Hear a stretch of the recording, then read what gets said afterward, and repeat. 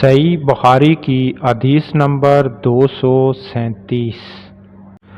حضرت محمد صلی اللہ علیہ وآلہ وسلم نے فرمایا، ہر زخم جو اللہ کی راہ میں مسلمان کو لگے وہ قیامت کے دن اسی حالت میں ہوگا جس طرح وہ لگا تھا۔